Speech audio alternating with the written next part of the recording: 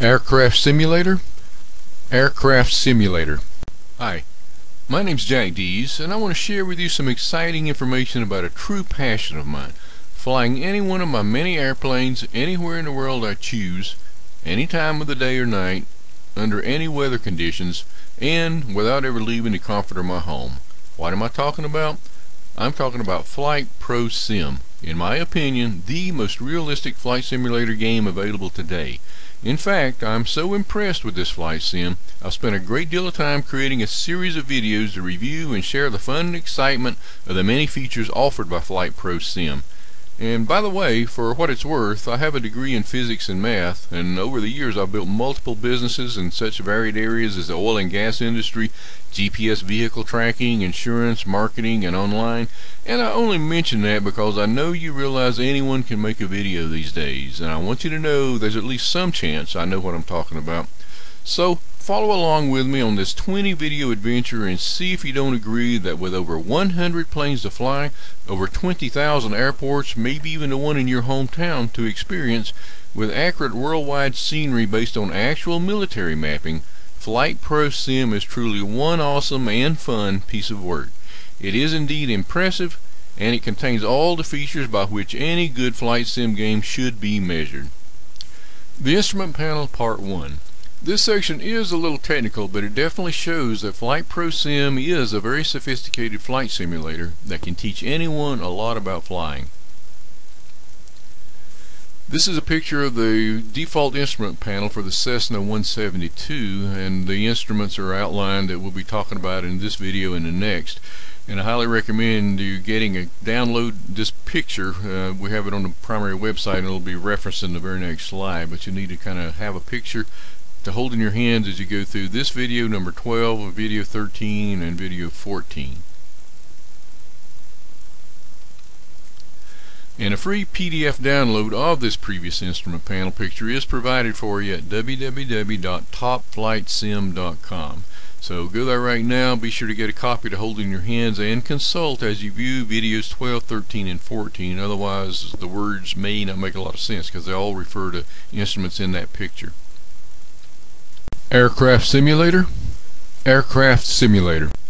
The aircraft within this simulator can have both a two-dimensional instrument panel and a three-dimensional cockpit. The three-dimensional cockpit provides a much more realistic pilot eye view. And the default Cessna 172P has both a three-dimensional and a two-dimensional cockpit. The three-dimensional cockpit is activated by default when you start, but you can overlay the two-dimensional instrument panel if you choose to. And while a complete description of all the functions of this instrument panel of a Cessna is beyond the scope of this video, we will at least try to outline the main flight instruments or gauges. And all the panel levers and knobs can be operated with the mouse. Then to change the control, just click with the left or middle mouse button on the corresponding knob or lever. So let us start with the most important instruments any simulator pilot must know.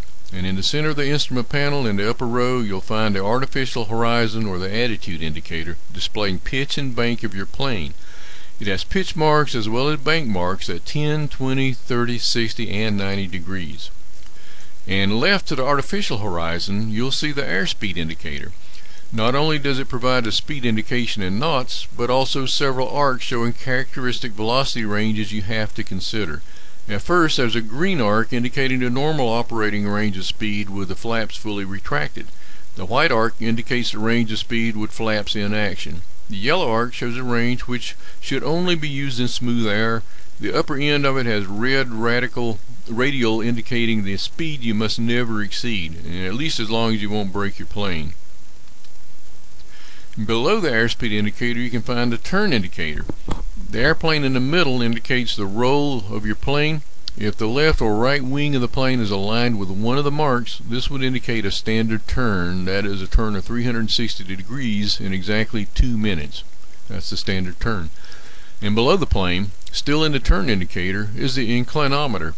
It indicates if rudder and ailerons are coordinated. During turns, you always have to operate aileron and rudder in such a way that the ball in the tube remains centered. Otherwise the plane is skidding. And a simple rule says step onto the ball, that is step onto the left rudder pedal in case the ball is on the left hand side. If you don't have pedals or lack the experience to handle the proper ratio between aileron and rudder automatically, you can start with the option Enable Auto Coordination. And to the right hand side of the artificial horizon, you'll find the altimeter showing the height above sea level, not ground but sea level, in hundreds of feet. Below the altimeter is the vertical speed indicator indicating the rate of climbing or sinking of your plane in hundreds of feet per minute. While you may find it more convenient to use than the altimeter in cases, keep in mind that this display usually has a certain lag in time. To find out more about the world's most realistic flight simulator, be sure to view the other 19 videos when this video ends. You'll find them all at the following website, as well as a special offer for an instant download of Flight Pro Sim. That's www.topflightsim.com, topflightsim.com. Aircraft Simulator.